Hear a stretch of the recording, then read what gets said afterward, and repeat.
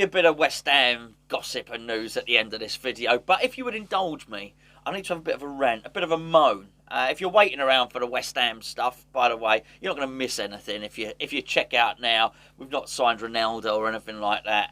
All you're going to miss is basically an old bloke moaning about what he saw on telly last night. Because I have a tendency not to watch much European football. Obviously, I have to this season because West Ham are qualified. Whee! Great. I'm not talking about the West Ham games. I'm talking about the other games. I just tend not to watch them because they annoy the hell out of me. Well, last night I watched Man City against PSG and I was reminded exactly why I don't watch this. Utter crap, right? The worst player in the world, not technically, the worst player in the world, Neymar, was playing in this game. I don't mean technically, he kicks the ball much better than most. Some might say, in terms of kicking the ball, he's one of the best players in the world. But in terms of sportsmanship, in terms of just an annoying bloke basically kicking a football around, rolling around, I can't stand him. And this goes back to something that this plays into the European Super League and the Breakaway League and a little theory I've got on the whole thing. But just bear with me a little bit because let me paint the picture first. I stopped watching European football a little while ago when Barcelona had a player at right back called Daniel Alves. When I first saw Neymar starting his histrionics, and also Real Madrid had Sergio Ramos and Pepe. Basically, those four players are cheats, and it used to wind me up no end. And I just thought there was so much of the game was being the clock being wound down, so much of it was cheating, so much of it was feigning injury. There's an old saying, you know, they used to say, Roy Keane or Billy Bonds or whatever, these are the type of guys you'd want to take into the trenches with you. Tough, solid, hard guys, right? Well, this lot are the complete opposite of that. Honestly, blow on them and they will fall over. And not only that, they'll try and get you sent off for something you've not even done. Disgraceful. This is why I was so disgusted with how Manchester United played the other day against West Ham, by the way. Anyway. You tend not to see loads of it in the Premier League.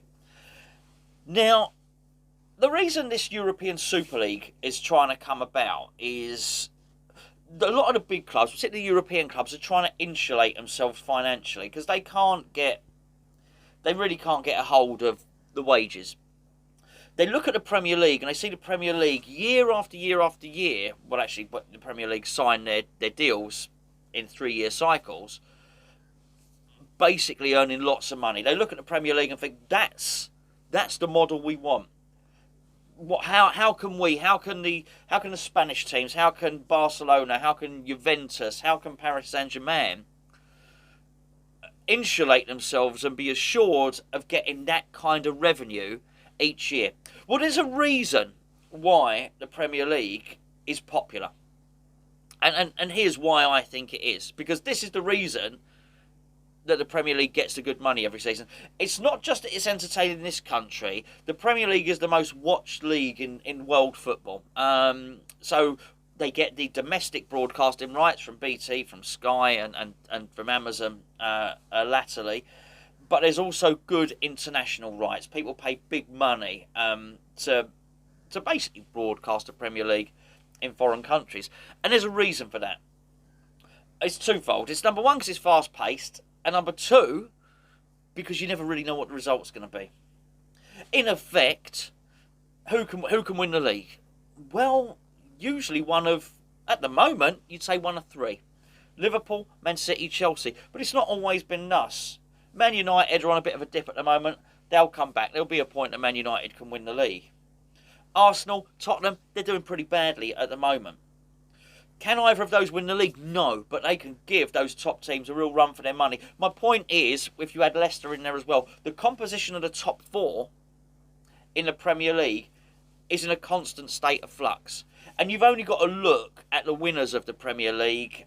Okay, Man City have dominated a little bit in the last 2 or 3 years, but Liverpool broke it up. You wouldn't be surprised if Chelsea won it this year, and so on and so forth. Also, it's not just the teams at the top.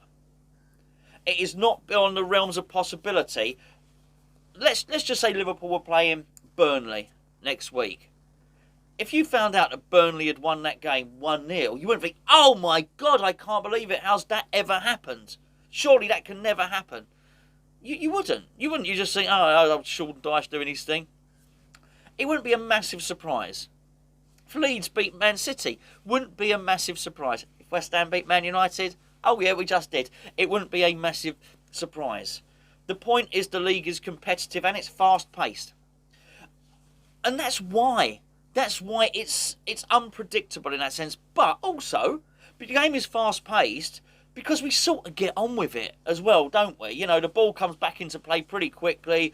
I think the ball was in play for quite a long time in the Premier League. When I looked at that last night and I looked at Neymar rolling around as he does, and then the whole theatre that's played out, oh, you take the throw in, no, you take the throw in, you take the throw in, you take the throw in. Oh, this is why.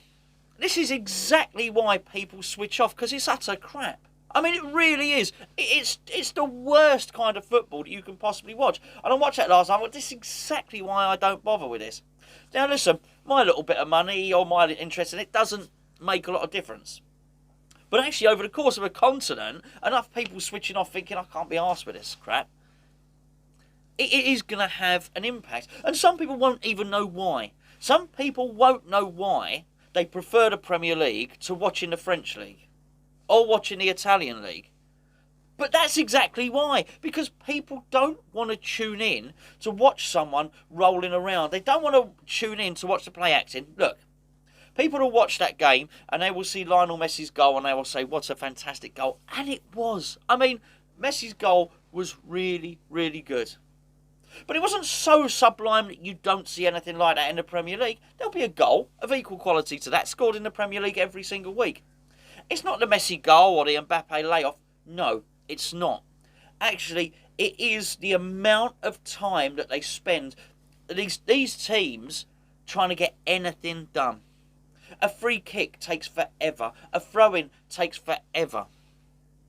You bump into someone, they fall over, and they lie there and they roll there. The whole of the stadium, in fact, everyone almost, including the referee, seemed to know that Neymar wasn't injured.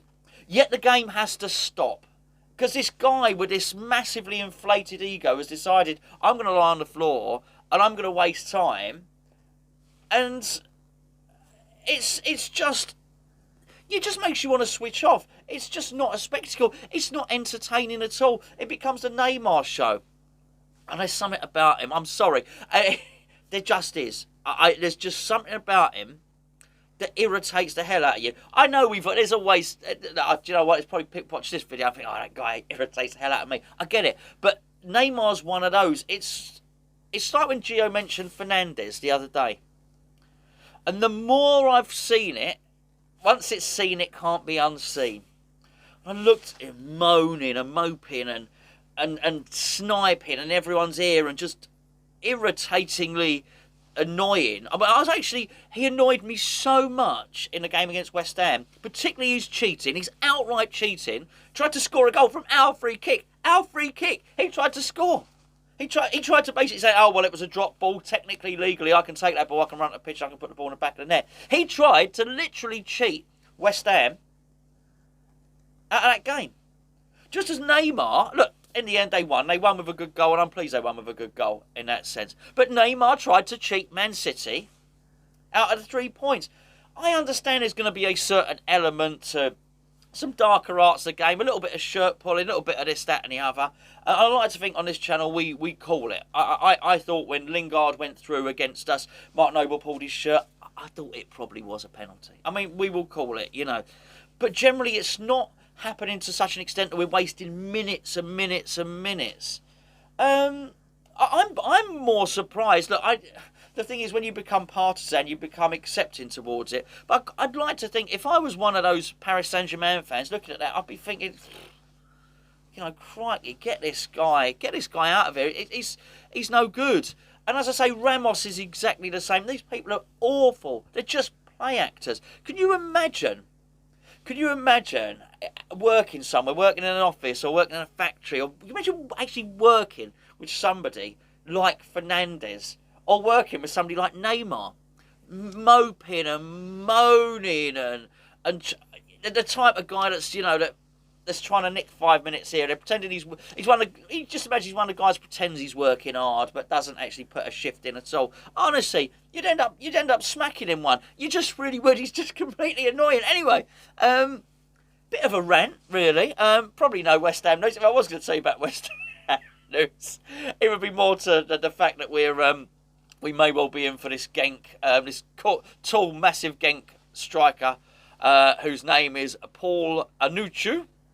We'll discuss that at a later time. Hopefully, I've not undersold the video. Hopefully I told you at the start that this was just going to be a rant, but it really annoyed me. I can't stand it, and I won't be tuning in again to any of that. The only European football I'm going to watch is West Ham related, and I was really pleased actually with West Ham with the way that we played in our first game. Obviously, we've got our next one coming up because I thought we managed the game. I thought we had a little bit of a European flavour to the way that we played.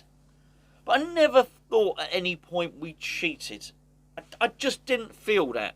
I didn't feel that we pretended something happened that didn't happen. Yet when I look at these players, Neymar's so good, he doesn't need to cheat. He just doesn't need to. Do you know what? It's a bit like a wonderfully gifted boxer who he can win for his boxing skills, but when the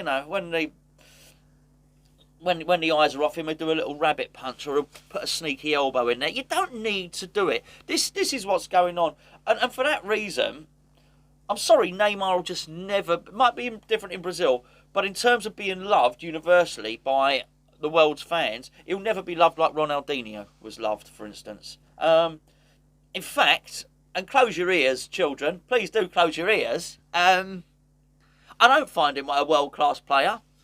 I find Neymar an annoying twat.